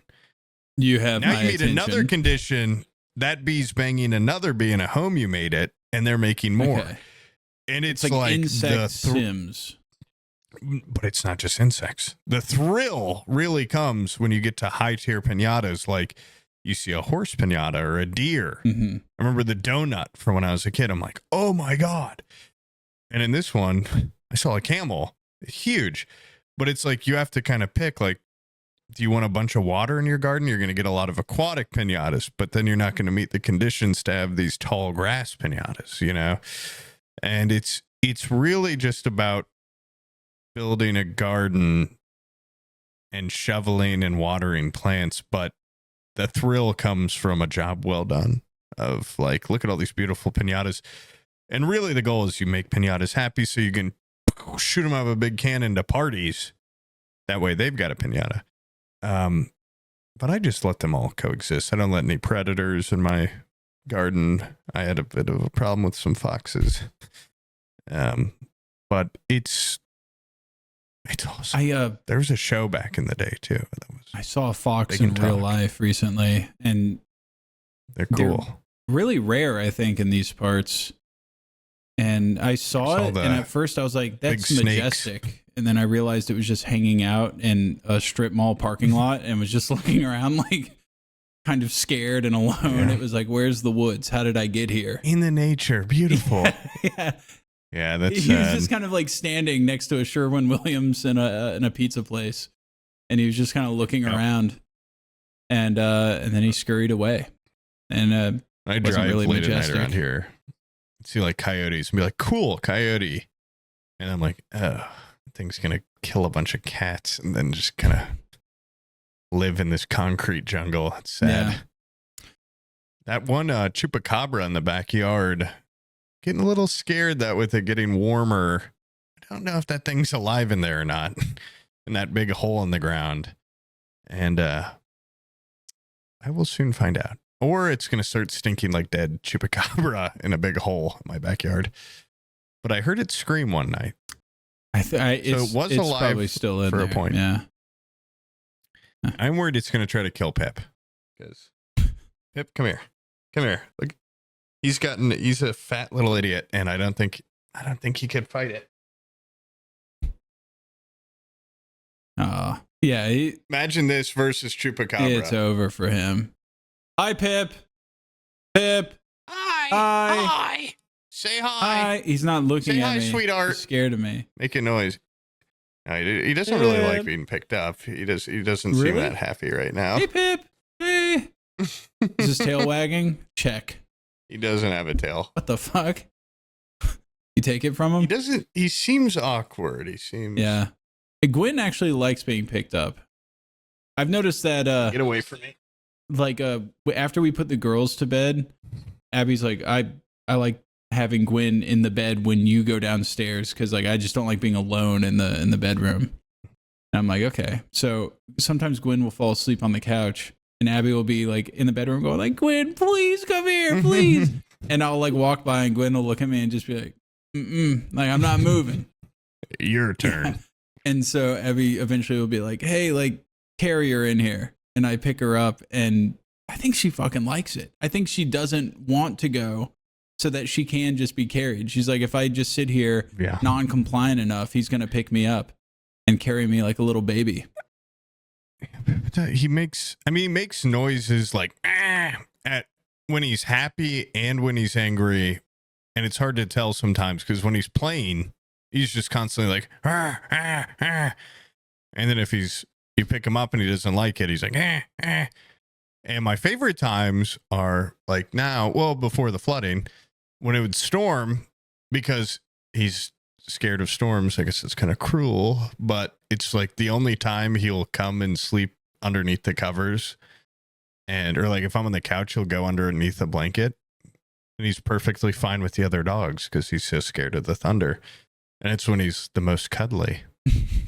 He's not very cuddly most of the time. Like you pick him up and grab him, and he's just like, I don't know. I've always like, he's cute though. I like a dog that you can sit there and scratch and annoy. He likes to be pet and stuff, but like if I lay on the couch and I'm like, come here, he'll lay next to me, but not like she has a dog that it'll just wrap around you. It just wants to be like laying on you at all times. Make me kind of annoying, but it is like when I'm up late at night, it's a total betrayal to Pip, but sometimes he'll come out on the couch and just wrap around me, and I'm like, this is awesome. This is so awesome. And then creepy Pennywise dog will just be sitting like 4 feet away staring at me. Yeah. You just see his eyes down the hallway. It's the simplest times at night when all three of them are just laying at different points on the couch. It feels awesome. Yeah. Makes my girlfriend really jealous because she likes dogs probably like 5 times more than I do. And she's like, has to go to real work and go to bed early and stuff. And sometimes I'll just send a picture of all the dogs on the couch, and it just pisses her off. Like, that's my dream. Why are you? I'm like, they all stink and they're ugly. I don't even like them here. Take them with you. Take them with you to work. Yeah. Yeah, they're growing on me. It's just so many dogs, dude. 3 dogs. Nobody should have 3 dogs. No, that's way too many. It's too, and they're all kind of creepy in their own ways, and it's just, they creep me out. Yeah. They stink. The Pennywise dog, one of the grossest things I've ever smelled in my life is that when he gets really scared, he like shoots anal gland juice like a skunk. Oh, fuck. It's only happened a couple times, but it's a very weird, I don't know if that's a thing a vet can fix or what, but yeah, they milk them, dude. I get Gwen brought to the vet, and they go in there, they lube up their finger and they blast her ass. And what's crazy is like, she knows what the vet is, and we go, hey, we're going to the vet, and she's like, whoa. Yeah, she loves it. So I know they're not aggressive. They're not too mean to her. But well, this dog doesn't like other people, so I'm like, I'm not going to bring it to a vet. You don't want to get your dog fingered? Get its asshole. Bad owner. It should. Dude, bad owner. That's not my job. That's not my job. No, it's not your job. But I think every owner is obligated to get to their dog. They owe it. You got to get your dog fingered. It's part of owning a dog. Pip has never made a scent like that in his life. He doesn't need to get fingered. He doesn't. When they start doing that thing where they like scoot their ass on the ground, or if they lick their own asshole a lot, they got anal gland problems. He doesn't do that. He stores up a little secret amount, and he squirts it like a squid. It's like, that's crazy. Oh, does it actually like liquid like you don't speckle? See it, but like I've smelled it before on the couch where I'm like, Jesus Christ, what is that? And it's him. It's him. Like if somebody like bum bum bum on the door or something, or I don't know, if he's dead asleep and then he's startled awake every once in a blue moon, he'll just shoot the most foul smelling. If someone's knocking on my door and he does that, then you're letting them into your like musk-covered home. Well, dude, that's why I don't let them into. If somebody's knocking on my door, they're not coming in the house. It's not one of my friends or something, you know. I don't live in like a fucking sitcom where my friends are just stopping by. Sorry, you can't come to my home. I'm in the neighborhood. When you were in the driveway, my dog released his scared pheromones all throughout the living room. And I'm going to be honest, if you walk in here, he's going to freak you out by the way he looks. He's just standing in a stink cloud, a full green stink cloud. He's just very awkward. His own eyes watering. And he's the biggest one out of any of them. And he's like we took him to a trainer once, and they're like, he's very... They said, get this fucking dog out of here. Yeah. He's very needs to get away from me. This dog's like a They were like- skinwalker. Get this dog out of here, They dude. said he has like incredibly low self-confidence or something. I'm like, is that even a thing a dog can have? I didn't know dogs could be like insecure. I don't know. I think she was just like, get this fucking Get this thing fucking out of thing here. outta here, dude. Or we Maybe started you dating with her. misheard. Maybe she meant like, this dog makes me have low self-confidence in my ability to train Yeah. dogs. This dog is so fucking odd. It's not a dog. Yeah, it's not- I don't know what the fuck you brought me, but get this out of here. He genuinely like freaked me out the first couple times I went to her apartment because I can't emphasize, like, he's nice, but for the most part, he just will sit there and like like blank face, eyes pointing completely different ways, stare at you, and he's like a big dog, and it's just like, hey man, like you can't read him. Yeah. I'd be like, is he gonna bite me or something? She'd be like, no, he likes you. I'm like, really? Like, does he? She's like, that's why he's near you. I'm like, I don't know. Dogs can be born with like mental problems. Like, have you ever considered that? He's just not self-assured. Yeah. No, he's not. He like, doesn't have like a he's- good sense of self. Like, he has no idea he exists. Like, he's a smart dog in that he can, you know, like Stare do like good. basic algebra. Yeah. No, like he's not. I've seen dumbass. My mom has a dumbass dog right now, and like this dog's not like bulldog dumb, Yeah. but he's just weird. Maybe there's a pill we can give him or something. Straighten up. Yeah, the limitless pill Dog lobotomy Yeah. or something. that can- straightens his eyes Just out. if he could like be a little more, like even if his eyes pointed right, get him some glasses or something. Yeah. I don't know. He's just like him. I'm like, I'm just kidding. He's actually probably a lot of times he's my favorite of the dogs because he doesn't do anything really wrong. Yeah. He's just a chill dude. He's just creepy. He's just like your friend that's a little creepy. Everyone knows one. Everyone's got one. Yeah. Well, it is about that time, guys. Please don't name this episode something mother related because she'll see that. Name it something Call it non-family related. And we'll see. not family. Yeah. We don't talk about Family Poop's Guy. mom at all. Yeah. Uh, Don't even do that, please. I beg you. I beg you. I beg you. Yeah. Should we give any indication of the video we recorded last week or I don't know when it's going to be finished. Our editor seems to have taken a particular autistic focus on it.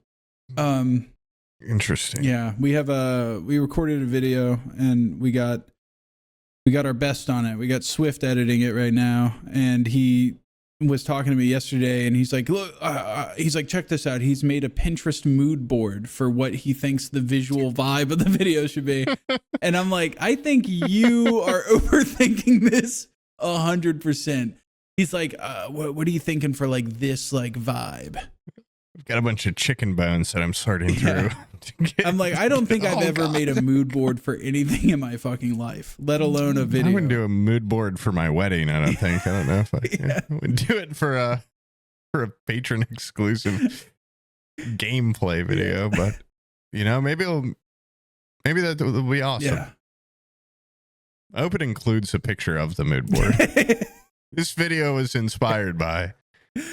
What that even consist of? Two guys kissing mood board. Guys bunch of sitting on a dudes. couch playing a game. I'm kind of thinking like two guys playing a video game type Picture the guy vibes. drinking a beer with the controller out. No, is because of the subject matter of it. I don't want to say what game, guys. Yeah. He's going for like, he was looking for like 1970s, 1960s office vibe in terms of assets he could make for the video. And I said, dude, you're overthinking it, but while you're in this weird little state of visuals. I was like, look up the 1960s IBM headquarters with their giant magnetic reel-to-reel supercomputers. And he was like, this is exactly what I'm looking for. Okay. Final touch for my mood board. Yeah. Now to add flair. A little puff of glitter. Yeah. It is funny That's though, awesome. like intuitively, I think he's trying to nail down the visual so much. Whereas for me, more than anything, when I'm editing, I try to get down like a pacing, I try to view it and go like, I swear to God, I hope there's no like lull in this. And I constantly try to go like, right. What if I just click ahead to like 14 minutes into this video? Is it going to be good right here? You know? And so I try to keep like at least a consistency of like timeliness throughout it, even if it's a long video. And then after I get like a good, I guess, pacing down and I feel like everything's landing and it's like funny throughout, then I start getting into like the visuals. But he's very much starting with the visuals. I think it will bear interesting fruit. I think so too. I love looking at people's editing workflow because of all the colleagues that I've talked to about it, everybody does it differently. Every single person does it differently. What's really cool is if you're into, let's say Premiere or Resolve or like whatever software you use, just look at somebody else's setup. Like the way that you can set up the workflow, you can customize your entire, like how you work on it. Everybody's got a different setup. What keybinds. Yeah. What windows to have on there, what windows not to have on there. Some people do the dual program monitor and then what the other one is, source monitor. It's fascinating watching people try to figure out how to edit, because I don't think any of us have. I don't know a single YouTuber that went to like film school and got taught. Everybody I know is self-taught. And by self-taught, I mean taught by Indian Tutorial Man on YouTube. Yeah. That's what I really mean by that. The real film school. Oh my God, dude. This entire empire was built by Indian Tutorial Man instructions. They make 90-second videos, straight to the point. That's, if you were to ask me who's your... They've saved me more than once on various topics. And they don't say like, hey dude, like and subscribe if this, none of that shit. Straight to the fucking point. You turn it on, they go, oh, you having a problem with this? This is how you fix it. Boom. Sometimes you might even need a little more. It's like, I don't even know what's really happening. But if you watch it over and over, eventually... They always have this, I don't know what software it is, but it has the little yellow highlighter over their cursor. I don't know what that is. That was the greatest tutorial invention of all time. Like, I'm about to show an idiot how to use software. Let's put a giant highlighter on my cursor. Yeah, they rock. Yeah. They rock. They've helped me with my audio issues. A million times, yeah. With setting up OBS. Hey, I learned how to do motion tracking on Resolve by an Indian guy. They're like the world's IT department or something. Yeah. Those videos they deserve their own YouTube in a way. A lot of compensation. Yeah. I feel like if I'm like just wanting to be entertained, I feel like I should have regular YouTube, but I am sick and tired of trying to learn something new. And then I find a video that's not by Indian guy and it's like, hey guys, welcome to my channel. If you like this video, go ahead and give it a like and subscribe. If you're looking to do this, here's my 12-step process. It's a fucking 40-minute long video of how to do. Yeah. When I was learning motion tracking, the two videos I had, one was American guy, 25 minutes long. The second one was the one that I actually used, Indian guy, 90 seconds. 90 seconds. He filled me in on everything. And the other guy didn't cover anything new. When I motion track, I work up an appetite. That's why I use Factor Meals to power me. Come on, get to the fucking point. What button do I click? What setting is it? No, dude. I actually, this is a public episode. I love Factor Meals. Okay, Factor Meals is paying for my mortgage. I love Factor Meals. I factor them into my food equation. I like the chicken. It's human grade food for people. Human beings. And it's delivered right to your doorstep. It's great. It's not made from people. It's for people. Common misconception. I have a friend on... Here's a tip. Throw it in for 10 extra seconds. See if you like the crisp. I have a friend on Discord that, I don't know if he's joking, but we found out on Twitter I think we think that he actually thinks the Big Arch, the McDonald's burger, is made with people. Like, it's like some Soylent, some sort of like made by people burger made with human. Made by people. Made for people. Made with people. By people. With people. Some sort of like lab grown burger or something. I think Bizzle was talking about this. He was like, they can do lab grown like human meat. I wonder when the first time they're going to open up like a cannibal restaurant where it's ethically sourced. I would love to just taste it. I just need to taste it. I'm so curious. And to drink of the blood. If they had lab grown human meat, I'd take a bite. Shit. I think I would realistically not, but I want the option. Be a guy I want to be a guy that wants to eat people. But not actually do it? Because that's noble. I think it would just add something to me. Like a layer. I'd like a layer. So I want to be a guy that eats people. I want to be a guy that wants to eat. Yeah. And I get so close. And I smell the blood. Like a vampire, kind of, I guess. Edward Cullen in Twilight. I just want to glitter so bad. Yeah. I just want to glitter. I want to move fast like Riddick. Be in high school forever. Riddick. I want to be like Riddick. I feel like Edward Cullen is very capable of not going to high school and just being like, yeah, I'm like 19. I graduated. But no, he's like... No, he's a creep. I'm going to high school forever. 1,000 years. 1,000 years I'm going. Knowledge is power. There's no way I pass for a 19-year-old. He better be smart as fuck after all that time, dude. I've never seen the movies. I feel like he doesn't do a lot of like equations. That'd be funny if that was like one of the plot points, is he really struggles. I just learned the abacus and now they're on the calculator. No, you don't get it, Bella. Fuck, you don't get it. Relax, Edward. I should be good at this by now. Relax. You've only been doing it for a couple months. No. I was there when it was invented. And I never could wrap my head around it. Yeah.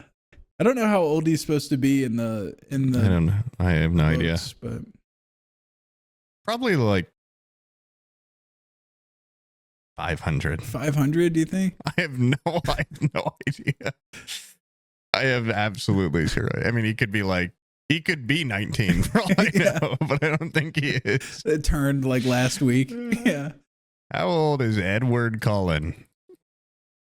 He's 104 years 104?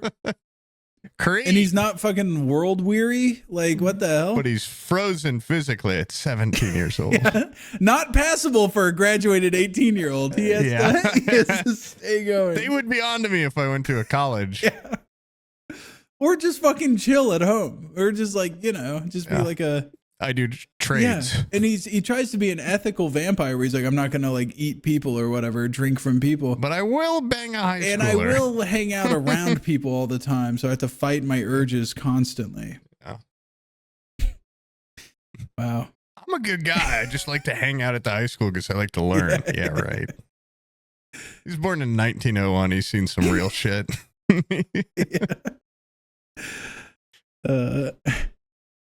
Racist old bitch, dude. First Reddit post. Bella and Edward age difference. Hey guys, I just couldn't notice he's over 100 and she's 17. Top comment. He looks and behaves like a teenager. He's just been a teenager for a long time. I don't think that's how it works. I don't either. But what do I know? Anyways, we got 5 minutes left. I'm gonna hang it up here because we still have things to discuss. Oh, great. I gotta fucking chew out somebody. Anyways, Poop, after we leave, gotta talk. Yeah. Here comes an earful. Yeah. I've been on it this week, dude. I've been screaming at everybody. It's your turn. Tell me how mean of a boss I am. Have I not suffered enough? Nope. I've got water to shop back after this. Yeah, from your cheeks. Yeah. You'll have to dry them off with this shop back. Thank God I know how to deal with the flood now. Yeah. Anyways, guys, we'll see you on the flippy. Later. Oh, wait, I almost left studio instead of ending recording. Wait, can you do it now? Now that you're a guy? End it. Be your first. This is going to be his first ending of an episode. Go on. It's in the top right corner. The big red button. I can't. That's right. I can't. Say it louder. It won't let me. I can't do You it. I can't can't hear do you it. in the back. Wait. I think I found the button. Oh, shit. You can do it. Wait. Okay, It's guys, close. that's the end of the Ford Fables. This guy's had access to sound effects for years and has never done this. We were saying we should add those for when the ghost guy's on here. Yeah, Just the we constant heartbeat. We should do that. Have a horror story be told. And the slime dripped off the walls. And there was the drums of hell. There's only 5 sound effects. Yeah, we can make our own, though. We should make our own. Yes. A bunch of Tim Allen cutaway sounds. Yeah. That'd be awesome. Okay, anyway, guys, have a good one.